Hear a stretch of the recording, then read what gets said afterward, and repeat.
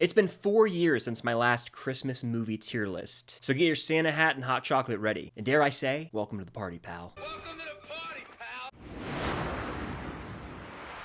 What's going on, guys? I'm Chris, and welcome back to another video. This is a fun one. I'm very thrilled for this. It is a tier list ranking of every single Christmas movie I've ever seen. This includes some of the TV specials. It includes, like, the Guardians holiday special, and some movies that are on the fence for whether or not they're a traditional Christmas film or not. Mainly one in particular, and you might know what it is based on my Christmas sweater. But this is going to be fun. So I did this video back in December of 2021, so for various reasons I'm remaking it. The major one being I've seen a good handful of Christmas movies for the first time since I made that video. Furthermore, my opinions on a lot of those films and their original placement has changed. And in addition to that, the channel has grown since December of 2021, so this will kind of be like a new Christmas video. And every few years, I might remake this as well, just because I feel like it's good to keep a fresh Christmas movie ranking out there. It is Christmas week, and it's also a big week for movies and shows, so I felt like it was just the right time to go ahead and hop back on a Christmas movie tier list. I've been rewatching a lot this holiday season, so I got these fresh on my mind for the most part. But before I get into this, hit that like button, comment down below what tiers you would place these Christmas movies in. I just got the traditional tiers today. Nothing fancy, no gimmicks. We're going straight S through F. And comment just your outright favorite Christmas film that you have to watch every Christmas season down below. But without further ado, I say we just dive into this thing. And real quick, gotta have a Diet Dr. Pepper on standby. If you're a fellow live stream frequenter, I guess, you know the drill. Delicious. All right, so the tiers I have are S tier, A tier, B tier, C tier, D tier, and F tier. Again, just your standard tiers. And I do want to preface this video by saying there's going to be some hot takes on here, and I hope we can still be friendly about it. I'm not going to bullshit you. I have some strong feelings about some of these movies. You've been warned. First up, we've got Home Alone. I put this, at the beginning of the tier list for a reason. To me, this is as good as it gets for Christmas films. I wanted to go ahead and get that out of the way. It's going at the top of S tier, and nothing will top it. It is a Christmas classic in my house, but I always have to bring this up whenever I talk about Home Alone on the channel.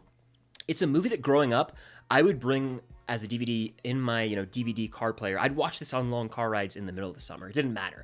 I think it hits so hard emotionally, but it's funny. It's cool to just see Kevin McAllister set up all these booby traps for these robbers in his house, but it's just a perfectly paced film in my opinion, and it is the epitome of a Christmas movie. It's got everything. It'll tear up at the end. You'll laugh out loud. It's infinitely quotable. Pesci trying to keep himself restrained and not going full Scorsese mobster with the cuss words is honestly iconic. I mean, I could go on and on about this movie, just like in Home Alone 2. I could go on forever, baby. I could go on forever, baby. It's probably a top 10 all-time movie for me. There's a world where this is like a desert island movie just to get the nostalgia hit and just to feel something. Next, we have Santa Claus is Coming to Town. This is one of the animated specials from, I believe this one came out in 1970, I want to say, or 64. I could be confusing it with Rudolph. I'm going to go ahead and say this is, like, solid. I'll go B tier with it. It's a solid watch. It's not in my rotation every single year, but it's a classic that I respect, and the soundtrack really is kind of the selling point here, Just put one foot in front of the other. Great song. Of course, Santa Claus is Coming to Town is iconic. That's a big song from this movie, and it's become a big Christmas song since this came out. It's, again, not in my rotation annually, but I did just rewatch the other day, and it's a bit on the long side. I'm not going to lie. It's one of the longer of the animated shorts to the point where I'm like, man, this thing does drag a hair. So it's solid, B tier, but I can't go any higher than that. Next, we have Dr. Seuss's How the Grinch Stole Christmas, not the animated film. Now, if you've been a subscriber for a while and watched my original Christmas tier list, I crapped on this movie. I used to hate this. I used to have a beef with this movie as I just smacked my microphone. And it's because it wasn't the original growing up, and so I was always like, that's weird. I can never really get into it. But as time has passed, I've watched it 2 or 3 times since then, and I have warmed up to it, okay? My heart has grown, much like the Grinch's himself. I've warmed up to this movie. Now, a lot of that definitely plays into the fact that my fiance, Cam, watches it every year, and so I've watched it with her, and it's one of her favorites. And so when you have people in your life who you care about deeply, who you love, and they're very fond of a movie or show, and you watch it with them enough, that starts to rub off on you, okay? I still think it's flawed. It doesn't really need to be as in-depth as it is with the Grinch story. Like, in my opinion, the OG Grinch, which is like 25 minutes, is perfect, and we'll talk about that in a second. So it does get a bit ridiculous expanding this Grinch backstory, but I can't lie, Jim Carrey's committed. The makeup works phenomenal. It's got some funny quotes, and I warm up to this movie each and every year, so I will be putting it in B tier. I'm going to go right probably here honestly, over Santa Claus Coming to Town, it's grown a lot on me, guys. There's a world where it continues to climb. I never would have thought as a 20-year-old, or however old I was when I last made that video, I was like, I hate this movie. I was like steadfast in that opinion, but time changes people. So you never know where this will place in 5 years when I remake this video. Next, we have Jingle All the Way. I don't like this movie at all. And I know people love it. I know people grew up with it. More power to you. I didn't. I'm putting it in F tier. I think this movie's a stinker, a genuine stinker.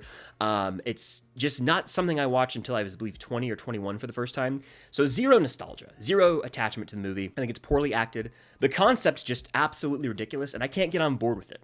Never sold me. I don't laugh. Arnold's bad in the movie, and I think Arnold's an icon, right? He's Dutch from Predator, but he's not the right guy for this movie. I don't know. I know a lot of people have a big soft spot for this, and I'm sure you're typing away furiously in the comments right now, and I'm glad you love it. It's not my thing, and I think it stinks. I think it stinks. Put the cookie down! Anyway, next we have the Santa Claus 3 Escape Clause. I think this is definitely the worst of the three. I've rewatched the trilogy multiple times in my life, and since the last video, I think I had this placed second. That's wrong. I think this is the worst comfortably. I'm gonna go C tier with it, and you know, that hurts because I loved the movie growing up, but as I've gotten older, it's definitely the weakest link. Jack Frost, played by Martin Short's a standout. He's fully committed, and like the costume, as you see in the poster, it's something that's forever like burned into my brain. When I think of the Santa Claus franchise, that's one of the icons I think of, but the plot here gets way too far-fetched. There's some mean-spirited moments in this film that I didn't care for, and it's just, it's easily the weakest story with plot decisions that will infuriate you. It's just one of those movies where you have to turn your brain off or you'll get really frustrated with how dumb and out of character certain people are acting, notably Santa himself. I was very irritated with certain familial decisions here where Scott is kind of an a-hole in this movie. I'm like, what are we doing? Come on now.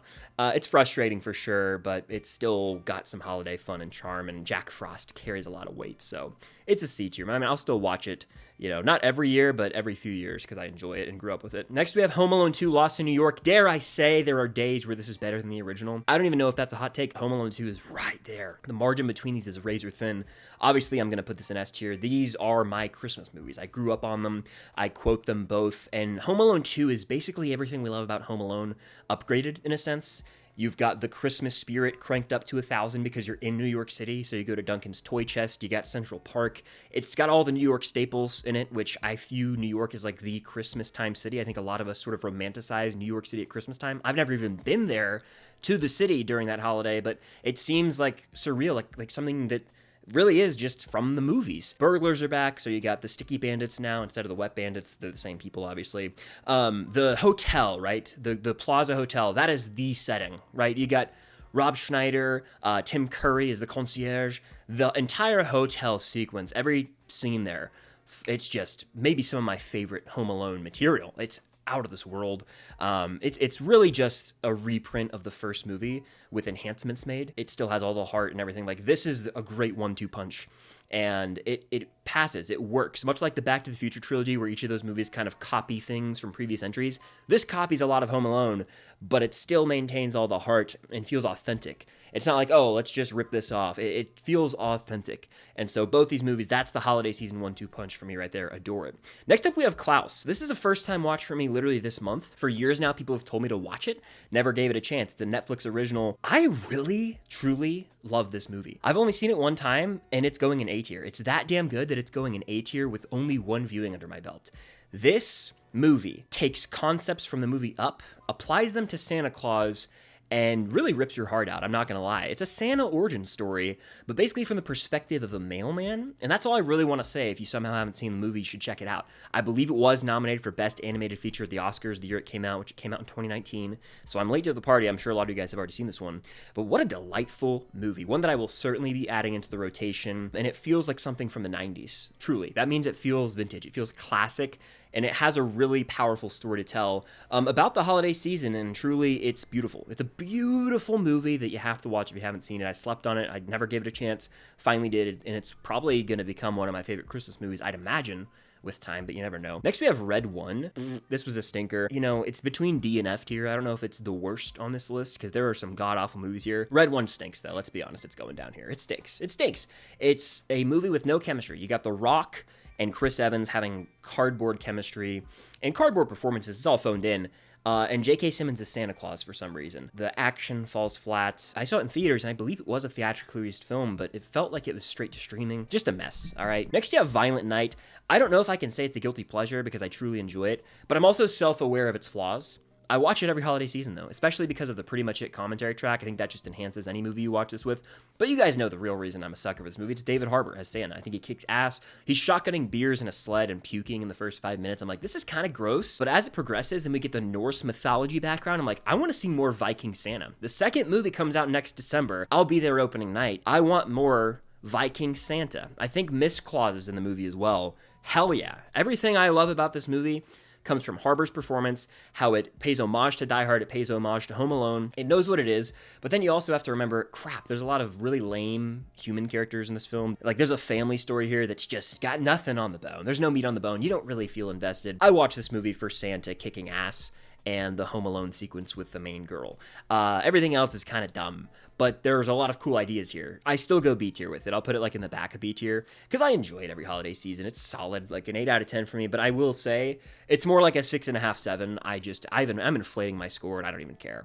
Next we have Elf. Elf is a classic. Elf's one that I didn't actually watch when I was really young. I didn't watch this movie the first time until like I was high school age or late middle school, surprisingly.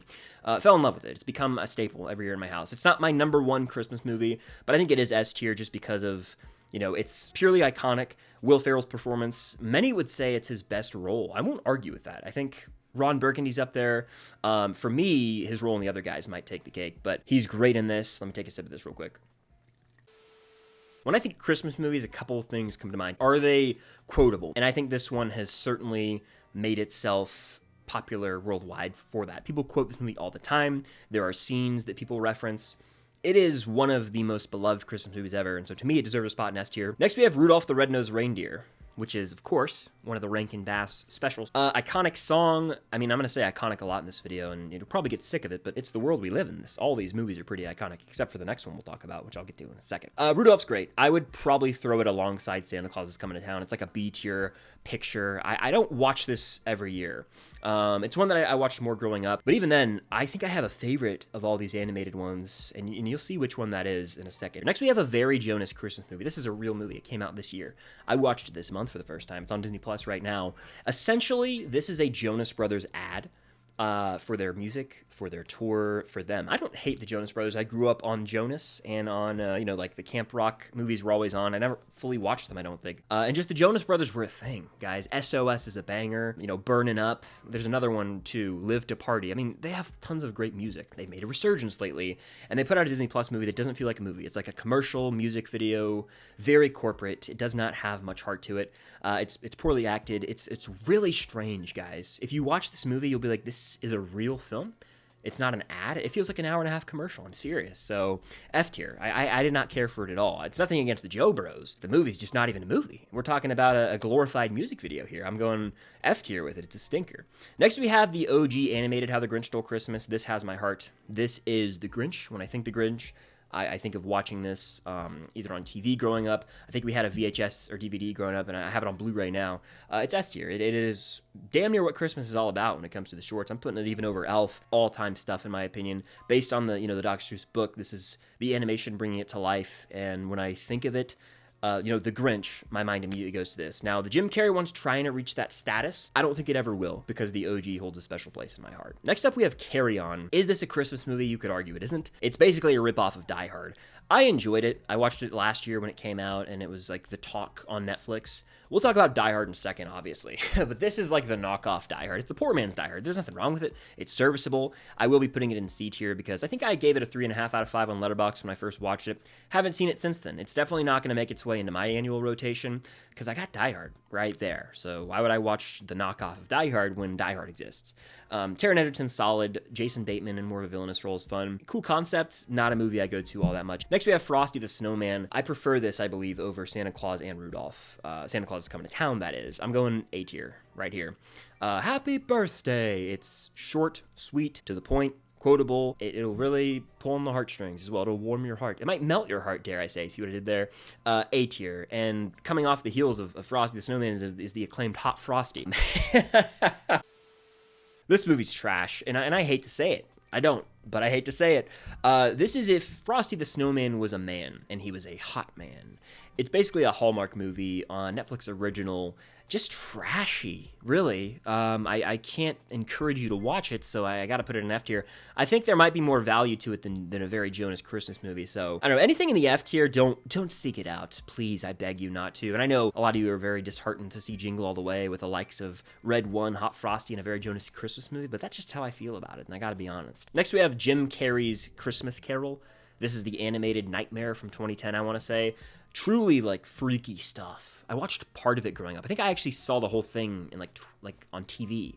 Or on demand, if you had Comcast, you know. I do not care for this movie. I watched it for the first time in over a decade last year. It's dark. It's very eerie. It doesn't have much Christmas magic, in my opinion. It is a straight-up horror movie. I imagine this would have traumatized me if I watched it, like, when I was 10 years old. But this movie's freaky. It's really weird.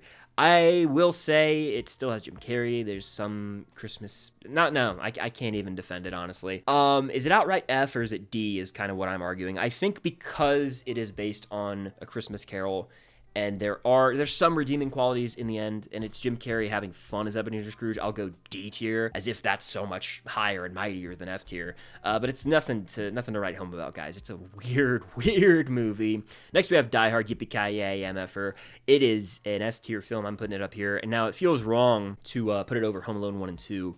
But Die Hard is one that I still watch every December. I know people debate, is it a Christmas movie? Is it not? It is. It is, in my opinion, for various reasons. Number one, it is set on Christmas Eve at a Christmas party that the whole film revolves around. But there's Christmas music constantly played throughout, lots of references to, you know, Santa, to Christmas quotes. And I just think this theme of the film as well, about sort of family and John McClane's journey back to his wife by the end of the movie. It's familial, happy go get him by the end. I would say there's a lot of themes you could associate with the holiday as well. So I'll say it's a Christmas movie, and even if it isn't, we're talking about it as it is one. I think it's the best action movie in general because of the concept that it created. So many ripoffs spawned from Die Hard, trying to do the sort of one location like a White House Down or an Olympus Has Fallen type movie. It created its own genre of action films. It's all-time stuff and so quotable. I love it. Love it. Next we have Charlie Brown Christmas, which is right up there in S tier. I'm going to throw it right here. It's, again, an all-timer that kind of is different from all the other films in this list because it takes more of a religious approach in a sense to the holiday, where it has a whole sequence where it's like reading passages from the Bible, and you don't see that in a lot of these other Christmas movies, which isn't a bad thing. It's just an interesting, different take. It's one that I did grow up watching every year. It was on TV, and I still think that just this score that we sort of hear play throughout pulls on the heartstrings. It tells like the biblical Christmas story, which is cool. We don't see that a lot, but no, it's definitely a classic to me. Views Christmas through a different lens, kind of hitting home at what a lot of people would claim the true meaning of Christmas to be. So I just think it's a heartwarming, like, delightful watch. And so it's always kind of soothed me in a way ever since I was a kid. And so, yeah, it's going in S tier, I'd say. Next, we have Deck the Halls, which I feel is borderline F, but I feel like with Danny DeVito and Matthew Broderick's chemistry, it might be able to fight for a spot in D tier. I feel like I can go, like, right here with it. Because I didn't hate it. Like, the ones in F tier, I really don't care for. I've only seen Deck the Halls once, but now that I've watched It's Always Sunny in Philadelphia, I bet if I went back and watched this a second time, I'd be like, oh, this is just Frank Reynolds. I would just try and view DeVito's character as Frank Reynolds, and I'd probably enjoy it 10 times more. But Deck the Halls is one of those kind of throwaway Christmas movies that never made it, you know, out of the, oh, this is a one-time watch and we're done with it type thing for me. Next we have The Holiday, which I enjoyed. I watched it once. I've only seen it once. But Jude Law in this film, God, he's charming, isn't he? Damn, really is. Jack Black, he's fine. Jude Law is what I remember most about this movie. I mean, he's something else, guys. He is. I would put Holiday in like B or C tier. I've only seen it once. A really cool concept. I think because I've only seen it once and because I haven't wanted to go back to it since, I will settle for C, which is still an enjoyable watch, but it's got to make its way up. So I'll go like right here, which is totally fine. C is like a middle of the road, enjoyable movie. I know this one has its diehard fans. It didn't truly wow me or anything. I just liked Jude Law in the film from what I remember. Next we have the OG Santa Claus, which to me is the best by far in the trilogy. A classic that I quote, that is Santa. Like, when I think Santa in films, my mind immediately goes to Tim Allen in this film specifically. He is movie Santa Claus. There's no debating it. He's going, this movie rather, is going in S tier. I'll put it right here. Even right here probably will go. I think I prefer it over Elf. Yeah, I mean, ranking them in S tier is difficult, but they're all up there for a reason. This is one that I will be watching this year. I still haven't. It's one of the few I haven't gotten to yet, but I'll be getting to it shortly. Next, we have Spirited. This is a musical. I don't know if you guys even know what this is. I hadn't watched it until I think last year or the year prior. It's on Apple TV Plus, which is now just Apple TV. Ryan Reynolds, Will Ferrell, sort of a Christmas Carol type story with some memorable musical numbers. It's nothing amazing, but it is a solid C tier for me, like a entertaining one watch. Might watch it again in my life, might not. A bit long-winded. You know what you're getting into. It's a Ryan Reynolds, Will Ferrell movie, right? But it still has some of those jokes that land. Some miss, some songs hit hard, some miss. It's C, middle of the road, enjoyable watch. I'll throw it like right here probably. Next we have The Polar Express, a divisive movie. One that I've kind of had this own roller coaster with over my life. I loved it growing up. Watched it every year in elementary school, the day that we were getting let out for Christmas, right? Usually it was a Friday or Wednesday, I don't remember. But we would watch it. We'd have hot chocolate. It'd be an event. Then as I got older, I didn't watch it as much. And this narrative came up online of, oh, the movie's actually weird and creepy, and the animation's weird, and it sucks, and the movie stinks, actually. It's overrated. Then I watched it a couple times as an adult, and each year I just appreciate it more. There's something about this movie with age that makes you appreciate it more and more. There's some wisdom here for real. And yeah, I won't deny the animation can get creepy, and like the scene in the back of the train with like the puppets, freaky stuff. Nightmare fuel, arguably. There's something about the spirit of this movie and believing and just having faith in good in the world that it embodies what the holiday season is all about, and it's a beautiful movie to me. The score, hauntingly beautiful, nostalgic, heartbreaking. There's something about it. Every year, I'll be on TikTok, and it'll be like some random moment of the year that's not Christmas time, and you'll hear the TikTok score. The sound will be, the score from this movie, and it'll be like, I will never feel the feeling of being 5 years old and waking up on Christmas again. This audio always reminds me of it, and I'm like, damn. That hits hard. There's just something about this movie with age. Like, do you still hear the bells? Do you still have the holiday spirit? It's flawed, I will admit it, but I'm very fond of this movie. Nostalgia plays a big role, I think, in a lot of Christmas movies for people, right? A lot of people probably have Jingle All the Way in S tier. People have the OG Grinch, the Jim Carrey Grinch up there. I have Home Alone, right? This is one of those movies that I'm admittedly nostalgic for, but even taking that lens away, I still adore many elements of it, and I do think as I get older, it hits harder and harder. And so I'm going S tier with it, and I'm not going to run from that anymore, damn it. I'm proud to be a Polar Express head. Join me, fellow Polar Express heads, in the comments down below. We're going S tier with it. Now, where is tough? I think I will still say, like, right here, maybe? This is so hard. I'll go right here, just throwing it up there, because I don't know if I want to put it over anything else, but it deserves its spot there, damn it, it does. Next, we have A Christmas Story. This is my hottest take. You've been warned. I hope you can still respect me after this. I do not like this movie at all. At all. I've seen it once. Didn't do it for me. Again, zero nostalgia. Didn't grow up watching it. I know it's trying to portray sort of the chaotic nature of the holiday season and how things can get out of hand. I'm bored to tears with this movie. I don't relate to this movie. I'm irritated with this movie. I think it's filled with idiots. I couldn't stand it. Saw it once 5 years ago. Probably never want to watch it again. I know it's a very iconic film, very beloved film. Many people would say it's the Christmas movie. I love this holiday. I'm not putting this any higher than D tier. And when I first made a video about this 5 years ago, I was called a commie for not liking it. Well, I think that's impossible to say looking at all the other Christmas movies I love, but let me tell you something to go full Bernthal on you guys. This movie is not it. It's not. And I have to stand strong in my belief that this is an F tier movie. I got to do it. I'm putting it right here. F tier. I'm sorry. It is an F tier watch for me. A stinker. And I know people love it, but I can't let that cloud my judgment. I think it stinks. Next, we have The Holdovers, a very recent holiday film that was nominated for many Oscars. Divine Joy Randolph actually won the supporting actress for this movie. Paul Giamatti got nominated. This is our introduction to Dominic Sessa. It's definitely an A tier watch, I think. I've only seen it once. Much like Klaus, it had that effect on me. This is an A tier movie. Is it one I'm going to watch every year? No, but it's so well made and just kind of captures like the loneliness at times of the holiday season for some people, but like found family in a sense, and like unconventional dynamics between people in the world you would never expect to happen. So I would say, yeah, I'll go A tier with it, like right here. It's just a delightful, but also kind of depressing watch, but sometimes you need that balance in the holiday season. Next up, we've got The Merry Gentleman. This is a Netflix original starring Chad Michael Murray, who plays Lucas Scott in One Tree Hill. This movie is absurd. It's like a Hallmark movie. If you like those, right, the Hallmark Christmas movies, this might be up your alley. It's not for me at all. It's basically about this girl who I believe was a Rockette who moved back to her small town, and her family's like bar restaurants closing down. And so Chad Michael Murray, who is like a hometown friend, and some other gentlemen starts to strip to raise funds, essentially, and bring the bar back to life and save it. It's corny. It's cringe with the dialogue. It's not for me at all. I'm going F tier. There's a lot of stinkers for Christmas movies. There's a lot of greatness, and then there's a lot of this is bad, outright bad. I'm putting it like right, probably pretty far back here. We'll go like right here.